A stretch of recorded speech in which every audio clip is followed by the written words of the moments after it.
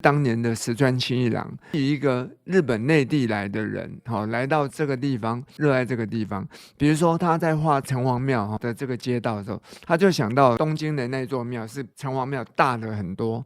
然后神明的穿着也华丽了很多。可是就很奇怪，为什么我们的城隍庙香火鼎盛？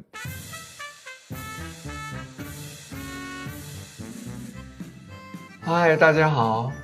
你要了解台湾的历史，要先了解台北的历史。那要了解台北，你就要先了解大稻埕。那其实要了解一个地方的历史，其实艺术欣赏是一个最好的方式之一。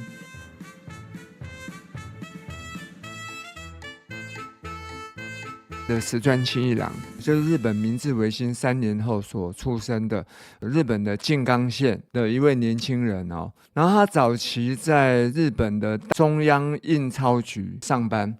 当年因为日本那时候明治维新的前面几年都是很多方面都是往西方学习，所以正好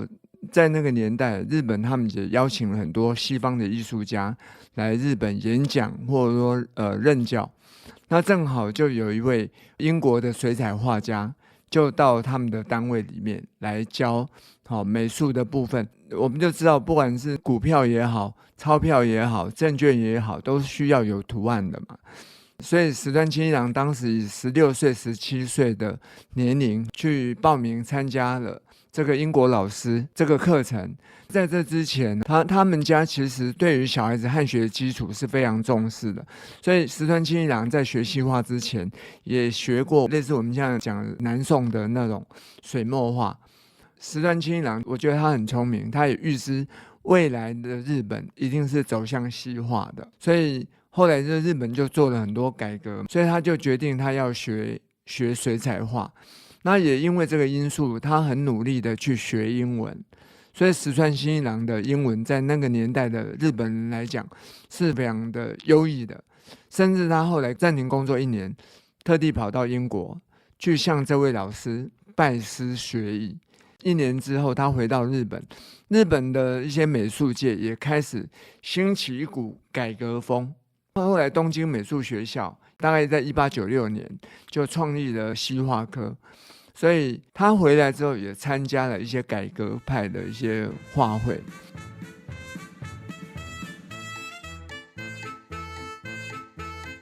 好，那可是为什么会跟台湾有结缘？因为在第1次世界大战之前，他还是要去当兵，而且他是担任陆军总司令部的英文翻译官。然后他有去参加日俄战争，可是他是幕僚。然后后来好像有受伤，回到日本疗伤之后，正好他的同乡的好朋友，现在我们称为国北师国立台北教育大学，以前叫国语师范学校，在担任校长，邀请石川清一郎如果来台湾，能不能来学校任教？可是他第1次来，对台湾美术影响还没有那么大，大概第1代的学生就是郭伯川、倪蒋怀都算是他第1代的学生。他第1次来的时候是1907年，待到1916年，大概也待了9年多。任期满了之后，他又回去日本，一直到1923年的时候，因为日本发生了有史以来很大的关东大地震，他在东京的家也被震垮了，家人也有一些罹难了。那正好他的画家的好朋友就说，那你既然现在在日本也是百废待举，那你不如就我们学校国北师国语师范学校，我们正好学校现在有缺乏教西画而且写生的老师。然后石川清一郎就因为这样，第2次隔了7年之后，第2次来台湾，1923年来的时候到1932年，前后2次来台湾加起来也将近20年。第2次来的时候影响就更大了，就因为这样子跟台湾种下了不仅缘，有很多都是住在大稻埕。洪瑞麟有一段时间也住在大稻埕，陈德旺更是也有以前因子在这边。所以因为这些因素他常常来大稻埕写生。那更了不起的是，在倪蒋怀他的学生的资助之下，在我们台湾的第1家绘画补习班，就是台湾绘画研究所，也是在我们那个大稻埕成立的。石川前后在那边大概教了2年多的时间，一直到那个补习班close 之后，他才就是没有在那边教。可是这中间他还是常常来稻城，因为他跟我们大稻埕的很重要的名人李春生、江山楼的老板吴江山也是有交情的。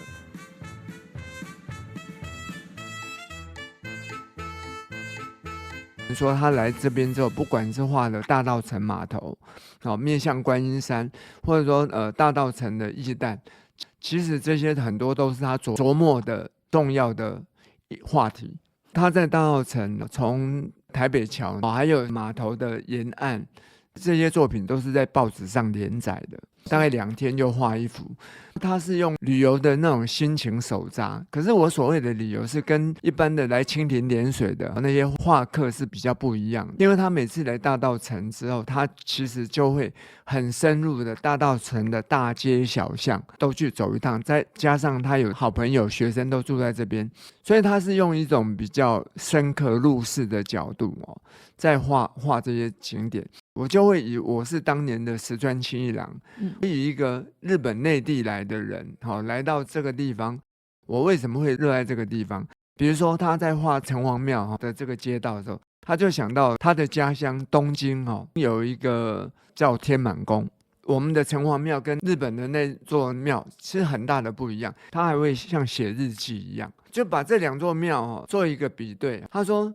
东京的那座庙是比城隍庙大了很多，然后神明的穿着也华丽了很多，可是就很奇怪为什么我们的城隍庙香火鼎盛？然后他就有一种自我对话，他就讲说，那就有可能就是我们的城隍爷穿的那个穿着比较亲民，因为很华丽的就看起来会有一点距离感嘛，就是说我们来膜拜城隍爷的时候不会有这个距离感，所以他才会有香火鼎盛。而且他也觉得很好奇，城隍庙就以前到现在就只有46坪大而已，这么小的一座庙为什么会吸引那么多的香客来朝圣？这个他就觉得很不可思议的事情，所以他最后都还会有加一个自我解嘲的一种注解，他就有点像我们讲的 "Oh my God" 这样子，然后他觉得说这只有神才知道吧，很有意思的啦。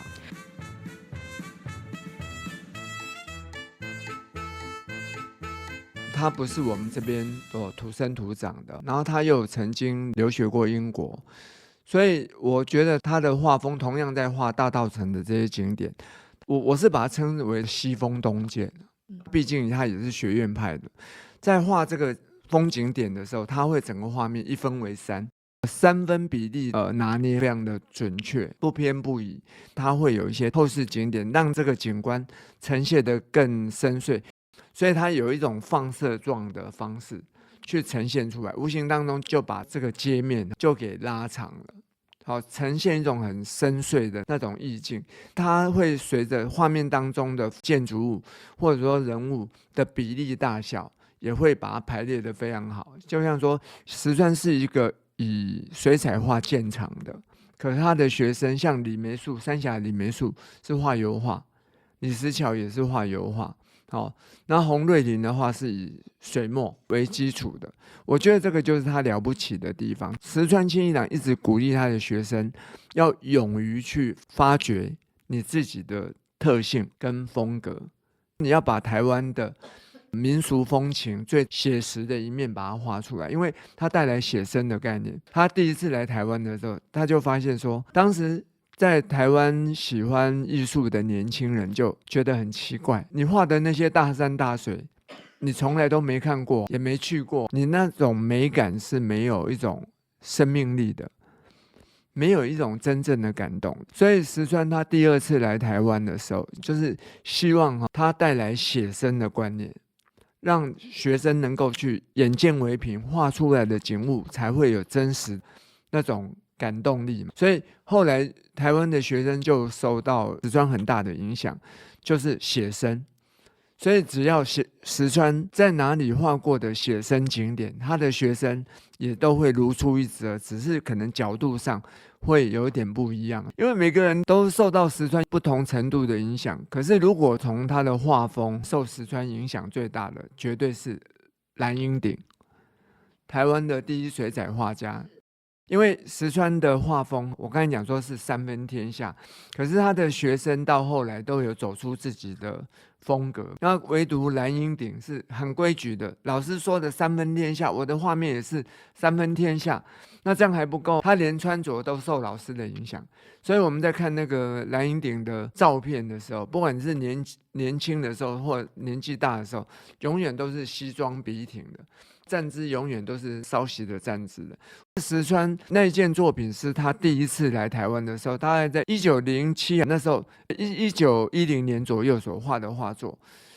就是旁边全部都是很荒芜的那种、很孤寂的那种景观，而且是稻草一堆。天哪，跟我们现在看到的双连捷运站简直是天壤之别。可是那对我来讲，我就觉得是一个很珍贵的记忆。